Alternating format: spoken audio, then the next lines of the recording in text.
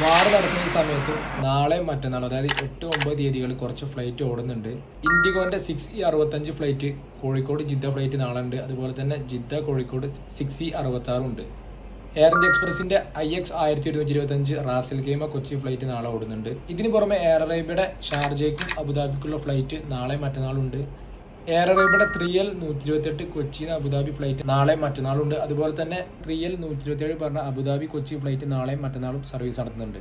കോഴിക്കോട് നിന്ന് അബുദാബിക്ക് 3L 204 പറഞ്ഞ flight ഉണ്ട്. അതുപോലെ തന്നെ അബുദാബിന്ന് കോഴിക്കോട് 3L 200 പറഞ്ഞ ഫ്ലൈറ്റും ഉണ്ട്.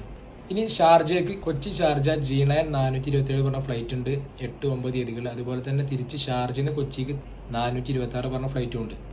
കാലിക്കറ്റ് ഷാർജ G9 455 പറഞ്ഞ ഫ്ലൈറ്റ് 8-9 തീയതികളുണ്ട്. തിരിച്ച് ഷാർജ കാലിക്കറ്റ് G9 454 പറഞ്ഞ ഫ്ലൈറ്റും ഈ തീയതികളിൽ ഓടുന്നുണ്ട്.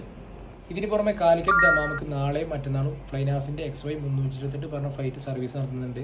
കാലിക്കറ്റിൽ നിന്ന് റിയാദ് വഴി പോണ ദമാം ഫ്ലൈറ്റ് ആണിത്. റിയാദിന് 3 മണിക്കൂറാണ് കണക്ഷൻ ടൈം വരുന്നത്.